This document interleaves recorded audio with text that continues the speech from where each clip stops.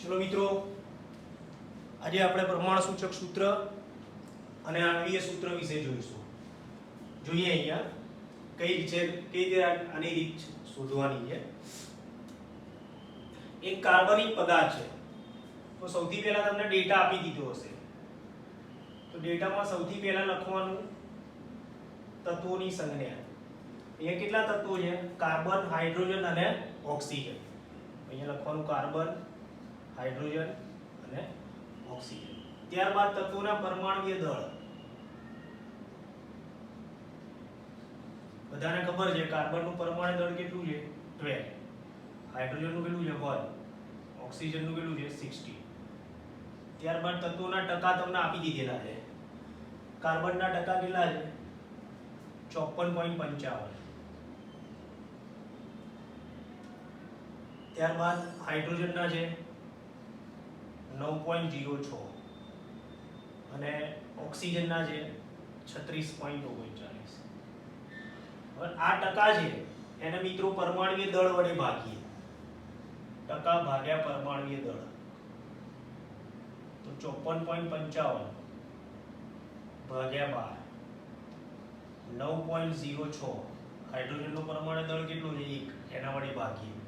ઓક્સિજનનું 36.39, એનો પરમાણુ દળ કેટલા છે? 16. ફરીથી એકવાર સમજાવું. સૌથી પહેલા તો કાર્બન, હાઇડ્રોજન અને ઓક્સિજનની શું બતાવી છે આપણે? સંજ્ઞા બતાવી છે. ત્યારબાદ એમના શું બતાવ્યા છે? પરમાણુય દળ 12.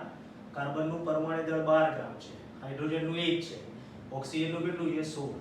ત્યારબાદ તેમના પ્રતિશત પ્રમાણ આપ્યા છે 54.55, 9.06 અને 36.39. આ પ્રતિશત પ્રમાણને તેમના પરમાણુ દળ વડે શું કર્યા? ભાગ્યા. તો તમને અહીંયા સાદી નાની પૂર્ણાંક સંખ્યા મળશે. 54.55 ભાગ્યા 12 કરીશું આપણે, તો મિત્રો મળશે આપણને 4.55. અહીંયા 9.06 મળશે અને અહીંયા મળશે 2.27. હવે આ ત્રણેય નાની પૂર્ણાંક સંખ્યામાંથી જે સૌથી નાની પૂર્ણાંક સંખ્યા એના વડે બધાને ભાગવાનું.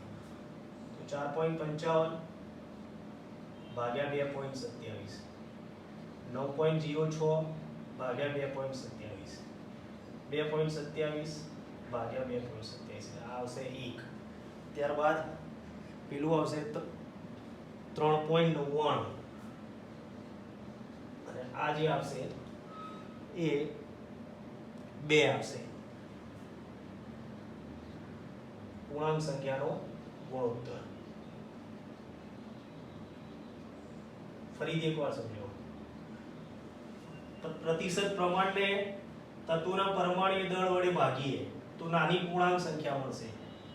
આ પૂર્ણાંક સંખ્યામાં જે સૌથી નાની પૂર્ણાંક સંખ્યા કેટલી છે? 2.27. એના વડે બધાને ભાગીએ તો અહીંયા તમને પૂર્ણાંક સંખ્યાનો શું મળશે? ગુણોત્તર. તો આના ઉપરથી તમને પ્રમાણ સૂચક સૂત્ર મળશે. પ્રમાણ સૂચક સૂત્ર કેટલું મળશે? કાર્બન કેટલા આયા? 2 એટલે C2. હાઇડ્રોજન કેટલા આયા? 3.99 એટલે 4 અને ઓક્સિજન કેટલા આયા? 1. આ તમારું શું આવ્યું મિત્રો? પ્રમાણ સૂચક સૂત્ર. હવે પ્રમાણ સૂચક સૂત્રનો સરવાળો, જેને આપણે શું કહીએ છીએ? સૂત્રદળ. તો સૂત્રદળ કેટલું આવશે? 2 × 12. કાર્બન કેટલા છે? 2. તો કાર્બનનો પરમાણુય ભાર 12. હાઇડ્રોજન કેટલા છે? 4. હાઇડ્રોજનનો 1. ઓક્સિજન કેટલા છે? 1. ઇન્ટુ કેટલું થશે? 16. કેટલું આવશે? 12 × 24 + 4 + 16. તો આ કેટલા આવશે મિત્રો? 16 × 4 = 20, 44 ગ્રામ પ્રતિ સૂત્રદળ. તો તમારું સૂત્રદળ આવી ગયું. હવે આપણી પાસે આણ્વીય સૂત્રની ફોર્મ્યુલા છે. આણ્વીય સૂત્ર બરાબર n × પ્રમાણ સૂચક સૂત્ર. આણ્વીય સૂત્ર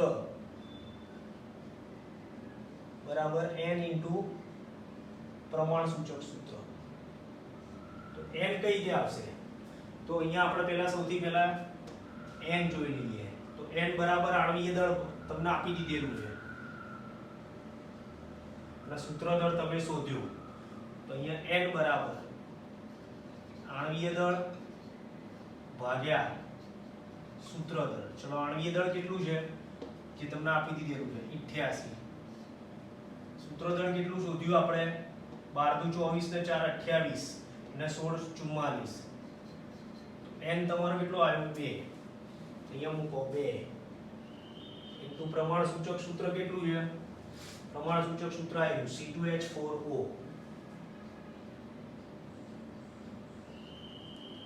તો આવશે C4H8O2. આ તમારું શું આવશે? આણ્વીય સૂત્ર. ફરીથી એકવાર સમજાવું છું મિત્રો. સૌપ્રથમ કાર્બન, હાઇડ્રોજન અને ઓક્સિજનના સંજ્ઞા બતાવવાની, ત્યારબાદ તેના પરમાણ્વીય દળ, ત્યારબાદ તેમના પ્રતિશત પ્રમાણ આપેલા હોય.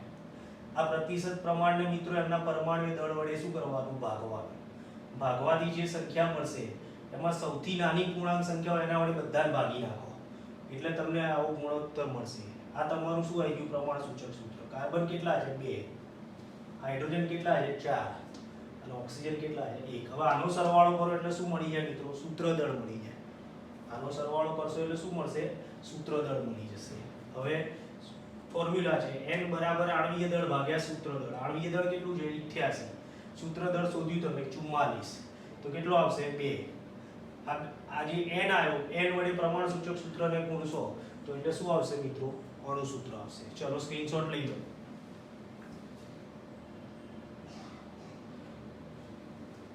ચલો સ્ક્રીનશોટ લઈ લો. આવો બીજો દાખલો જોઈશું આપણે.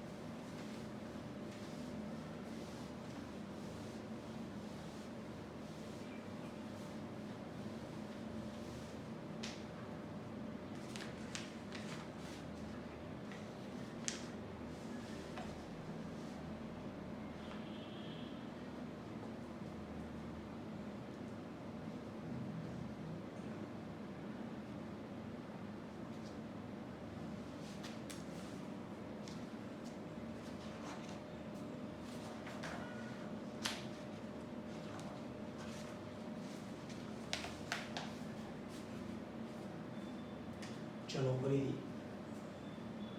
એક કાર્બનિક પદાર્થમાં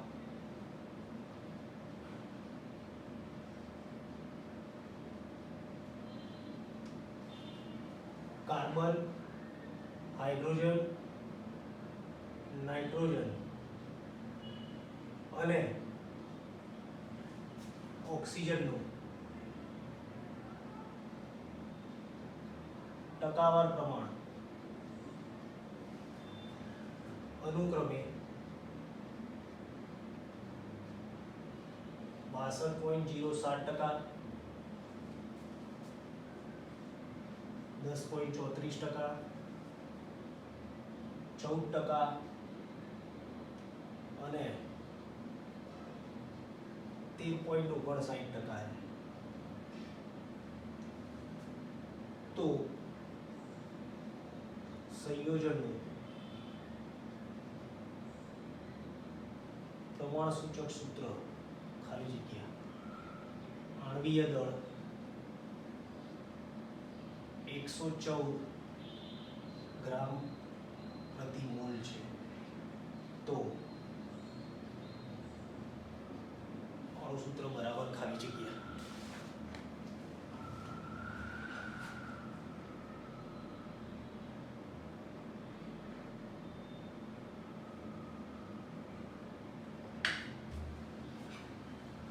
ચલો અહીંયા ધ્યાન રાખજો.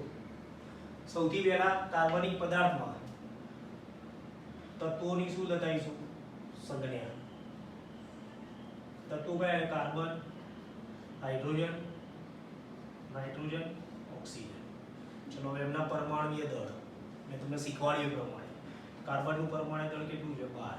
હાઇડ્રોજનનું કેટલું છે 1, નાઇટ્રોજનનું કેટલું છે 14, ઓક્સિજનનું કેટલું છે 16. હવે તેમના પ્રતિશત પ્રમાણ, ચલો કાર્બનનું પ્રમાણ કેટલું છે 62.07, ત્યારબાદ હાઇડ્રોજનનું કેટલું છે 10.34%, ત્યારબાદ નાઇટ્રોજનનું 14% અને ઓક્સિજનનું છે 13.59. હવે આ ટકાવાર પ્રમાણને મિત્રો પરમાણ્વીય દળ વડે ભાગીએ આપણે, તો 62.07 ભાગ્યા 12, 10.34 ભાગ્યા 1, 14 ભાગ્યા 14, 13.59 ભાગ્યા 16.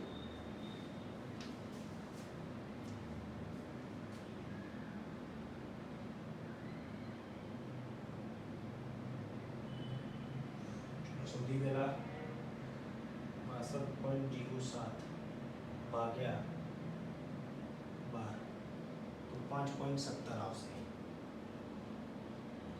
આ તો આવશે 10.34, આ 1 આવશે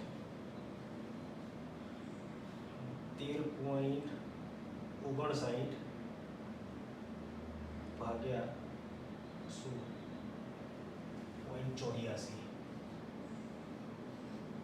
હવે આ જે નાની પૂર્ણાંક સંખ્યા આવી મિત્રો, એના વડે બધાને ભાગી નાખીએ આપણે. 5.17 ભાગ્યા 0.84, 10.34 ભાગ્યા 0.84, 1 ભાગ્યા 0.84 અને 0.84 ભાગ્યા 0.84.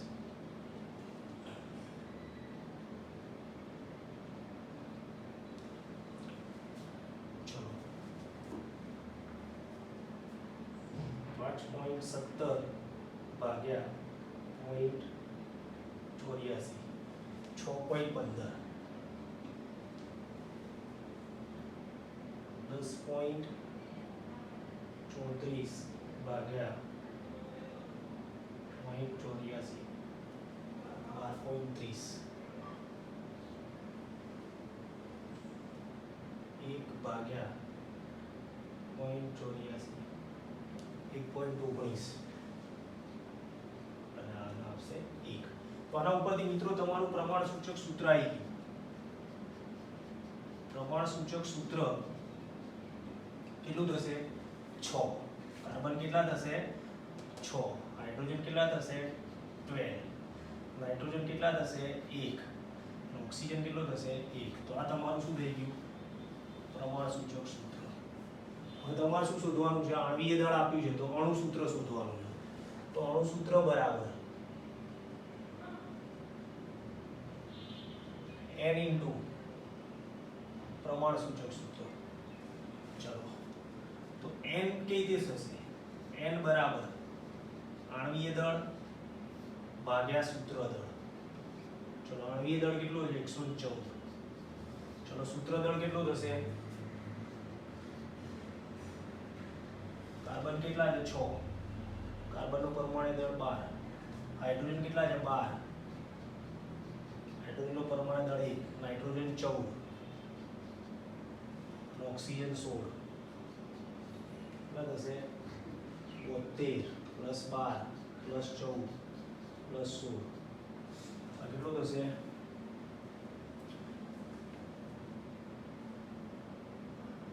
2 × 4 = 4, 8 × 14, બળી 1, 7 ને 1 8, 1 9, 1 10, 1 11, 114. તો આપણો સૂત્ર દળ પણ કેટલો આવ્યો 114. n બરાબર કેટલા આવ્યા 1. 1 ઇન્ટુ પ્રમાણ સૂચક સૂત્ર કેટલું છે C6H12NO. તો આનું અણુ સૂત્રમાં શું આવશે મિત્રો C6H12NO. ઓકે મિત્રો, તો આ 4 માર્ક્સનો સમ છે જે મેં તમને 2 પ્રેક્ટિસ માટે આપ્યા છે, જોઈ લો. ઓકે, એક્ઝામમાં 4 માર્ક્સમાં તમારે પ્રમાણ સૂચક સૂત્ર અને અણુ સૂત્ર શોધવાનું આવશે. ચલો લઈ લો સ્ક્રીનશોટ.